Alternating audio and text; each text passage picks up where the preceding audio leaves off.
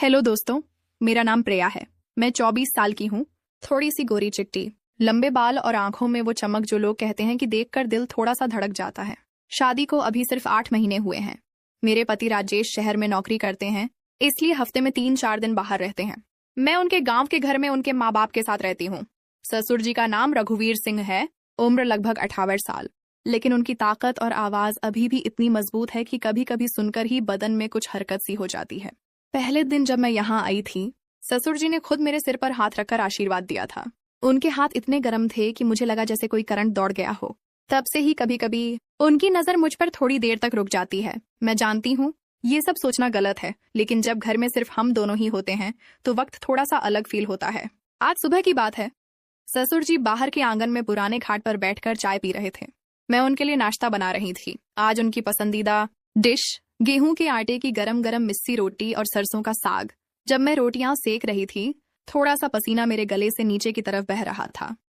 ससुर जी अंदर आए और बोले, प्रिया बेटा, इतनी गर्मी में इतना काम मत कर, बदन जल जाएगा। उनकी आवाज में वो गहराई थी जो सीधे दिल तक उतर जाती है। मैं मुस्कुराते हुए बोली, ससुर जी, आपके लिए तो मैं कुछ भी कर सकती हूँ। ये बोलते ही मुझे अपने शब्दों का डबल मतलब समझ आया, लेकिन मैं चुप रही।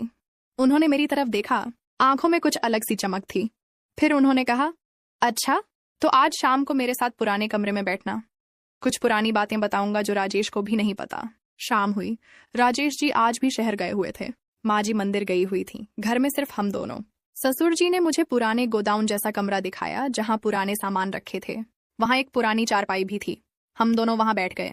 उन्होंने अपनी पुरानी कहानियां शुरू की। उनके जवानी के दिन, कैसे उन्होंने अकेला घर संभाला, कितनी रातों को अकेला गुजारा। बात करते करते उनका हाथ मेरी पीठ पर आ गया और हल्के से सहलाने लगा। बेटा, औरत को समझना बहुत मुश्किल होता है, लेकिन जब सही औरत मिल जाए तो सब कुछ ठीक हो जाता है। मेरा दिल जोर जोर से धड़क रहा था। उनकी उंगलियां मेरी कमर के पास थोड़ी देर रुक गईं। मैं कुछ नहीं बोली, सिर्फ सांस तेज हो गई थी। उन्होंने धीरे से कहा, प्रिया, तू बहुत प्यारी है। राजेश बहुत खुशनसीब है। उस रात मैं कमरे में आकर सोचती रही, ये क्या हो रहा है? क्या ससुर जी सच में कुछ चाहते हैं, या ये सिर्फ मेरा मन ही ऐसा सोच रहा है? दिल में डर भी था और एक अजीब सी बेचैनी भी। अगले दिन दोपहर को घर में माँ जी सो रही थीं। ससुर जी ने मुझे बुलाया और बोला, प्रिया बेटा, पुराने कमरे में कुछ सामान ठीक करना है, मदद कर दो। मैं उनके पीछे पीछे गई। कमरा थोड़ा संकरा था। पुरानी अलमारी खोलते समय उनका शरीर मुझसे हल्का सा टकराया। मुझे लगा जैसे बिजली सी दौड़ गई।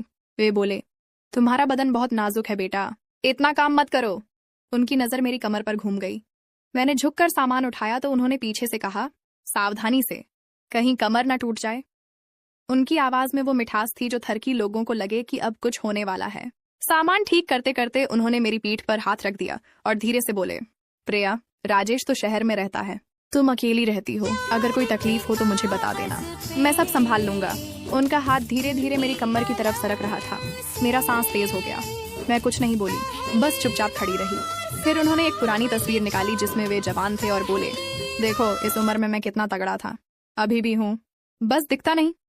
उनकी आंखें मेरे चेहरे से नीचे की तरफ जाती रहीं। मैं शर्मा गई और बोली, ससुर जी, आप अभी भी बहुत मजबूत दिखते हैं। ये सुनकर उनकी आंखों में चमक आ गई। शाम ढलते ही उन्होंने मुझे चाय बनाने को कहा। जब मैं चाय बना रही थी तो वे किचन के दरवाजे पर खड़े होकर मुझे देख रहे थे। प्रिया, तुम्हारी चाल में कुछ जादू सा है, देखते ही मन शांत हो जाता है।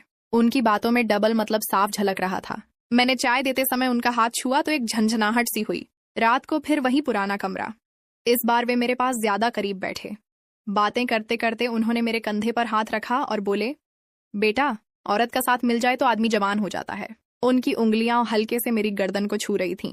मेरा दिल जोरों से धड़क रहा था।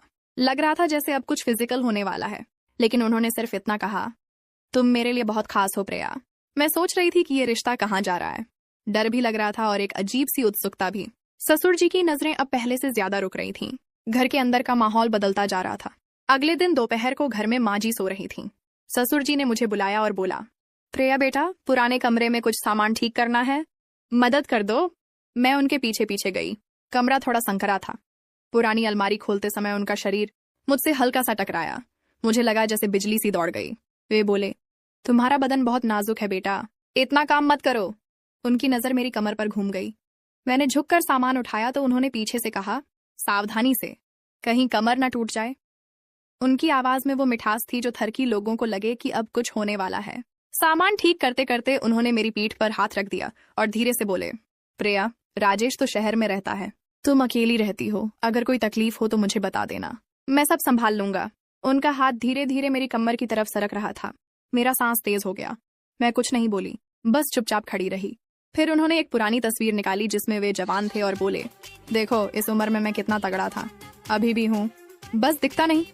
उनकी आंखें मेरे चेहरे से नीचे की तरफ जाती रहीं। मैं शर्मा गई और बोली, ससुर जी, आप अभी भी बहुत मजबूत दिखते हैं। ये सुनकर उनकी आंखों में चमक आ गई। शाम ढलते ही उन्होंने मुझे चाय बनाने को कहा। जब मैं चाय बना रही थी तो वे किचन के दरवाजे पर खड़े होकर मुझे देख रहे थे। प्रिया, तुम्हारी चाल में कुछ जादू सा है, देखते ही मन शांत हो जाता है। उनकी बातों में डबल मतलब साफ झलक रहा था। मैंने चाय देते समय उनका हाथ छुआ तो एक झंझनाहट सी हुई। रात को फिर वही पुराना कमरा। इस बार वे मेरे पास ज्यादा करीब बैठे। बातें करते करते उन्होंने मेरे कंधे पर हाथ रखा और बोले, बेटा, औरत का साथ मिल जाए तो आदमी जवान हो जाता है। उनकी उंगलियां हल्के से मेरी गर्दन को छू रही थीं। मेरा दिल जोरों से धड़क रहा था। लग रहा था जैसे अब कुछ फिजिकल होने वाला है। लेकिन उन्होंने सिर्फ इतना कहा, तुम मेरे लिए बहुत खास हो प्रिया। मैं सोच रही थी कि ये रिश्ता कहाँ जा रहा है। डर भी लग रहा था और एक अजीब सी उत्सुकता भी। ससुर जी की नजरें अब पहले से ज्यादा रुक रही थीं। घर के अंदर का माहौल बदलता जा रहा था। अगली सुबह जब मैं उठी तो ससुर जी बाहर बैठकर अपने पुराने रेडियो पर गाना सुन रहे थे। उनकी आंखों में कल रात वाली बात का कुछ असर दिखाई दे रहा था। मैं उनके लिए दूध गर्म करने गई। जब मैं उनके पास गई तो उन्होंने धीरे से मेरा हाथ पकड़ लिया और बोला, प्रिया बेटा, रात भर सोई नहीं लगती, क्या बात है, कोई परेशानी तो नहीं? उनका हाथ मेरे हाथ में थोड़ा ज्यादा देर तक रहा। मैंने अपनी आंखें झुका ली और बोली, ससुर जी, आपकी बातें इतनी गहरी होती हैं कि दिल में उतर जाती हैं।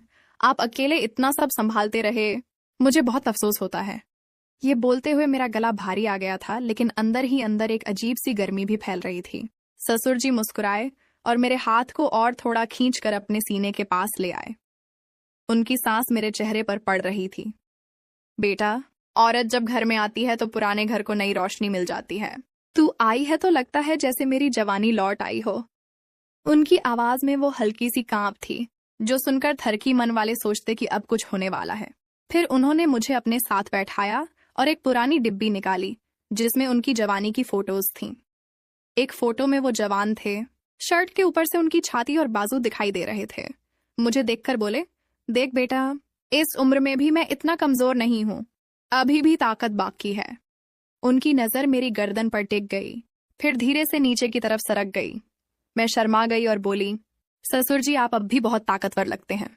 उस दिन पूरा दिन हम दोनों घर के काम करते रहे। जब मैं छत पर कपड़े सुखाने गई तो ससुर जी नीचे से देखते हुए बोले, प्रिया, ऊपर मत झुकना, कहीं गिर न जाएगी। उनकी बात में डबल मतलब साफ था। मैं नीचे आई तो उन्होंने मुझे पानी का गिलास दिया और खुद मेरा गला देखते हुए बोला, पसीना बहुत आ रहा है बेटा, बदन को थोड़ा आराम देना चाहिए। शाम को जब माँ जी मंदिर से लौट आई तो ससुर जी ने मुझे अकेला पकड़कर कहा, आज रात को मेरे कमरे में आना। एक पुरानी दाल का बर्तन है जो सिर्फ मैं और तू ही ठीक से संभाल सकते हैं, बहुत भारी है। उनकी आंखों में वो चमक थी जो लगता था जैसे अब सच में कुछ फिजिकल होने वाला है। रात को मैं डरते डरते उनके कमरे में गई। कमरा थोड़ा अंधेरा था। ससुर जी बिस्तर पर बैठे थे। उन्होंने मुझे पास बुलाया और बोला, बैठ बेटा यहाँ। जब मैं बैठी तो उनका हाथ मेरी पीठ पर फिर से आ गया। धीरे धीरे वो सहलाते हुए बोले, प्रिया, तू मेरी बहू है लेकिन दिल के अंदर कुछ और भी लगती है। मेरा दिल जोर से धड़क रहा था। उनकी उंगलियां मेरी कमर पर घूम रही थीं। मैं कुछ बोल नहीं पा रही थी, लेकिन तभी उन्होंने एक गहरी सांस ली और बोला, बेटा, मैं जानता हूँ ये सब गलत लग रहा होगा, पर असल बात यह है कि मैं तुझे अपनी बेटी की तरह ही देखता हूँ। बस कभी कभी जवानी याद आ जाती है। अगली सुबह जब मैं उठी तो ससुर जी बाहर